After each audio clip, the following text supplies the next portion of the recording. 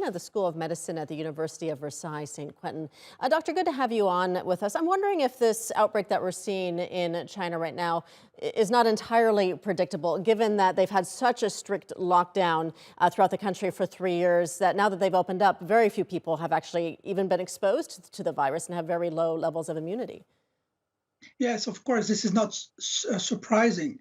Um, the, uh, the variant that is circulating is extremely transmissible from one people to another. So by alleviating all the restrictive measures, this has, of course, boosted the virus circulation, and it's not surprising having so many people affected in China.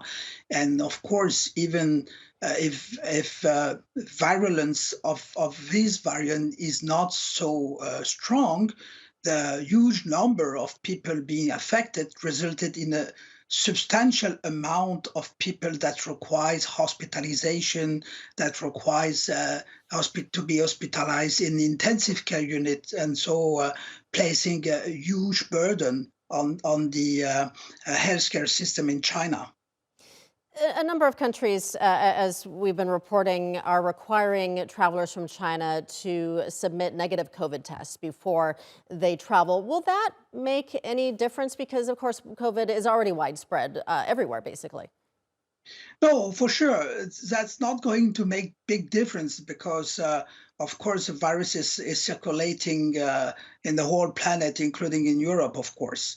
However, the advantage of asking for negative tests is to try to reduce the risk of people carrying new variants of the disease to bring these new variants, which might be variant of concern in Europe in particular. So I think this is an important measure not to restrict the circulation of Chinese people, but to anticipate that what is happening now in China do not result in 2 or 3 months in a new big wave in Europe based on a new variant.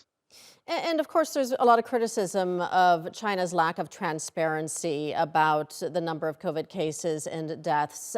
Is that really critical, though, to get that information from China? Because they haven't been transparent really at any point throughout this pandemic. So that policy is unlikely to change. And would it really change the international response much if we were to get more realistic numbers from China about infections and deaths? Yeah, for sure, it would be great to have reliable data from China.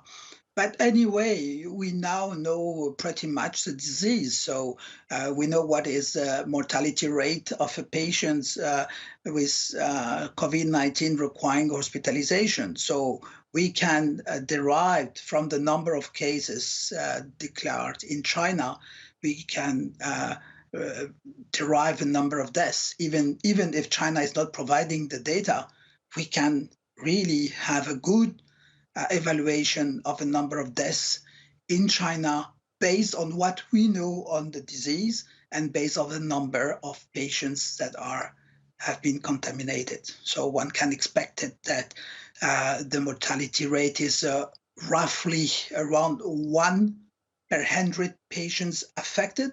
So it's easy to estimate what is the real number of deaths in China right now. All right, Dr. Djillali Annane joining us from Paris. Thank you so much.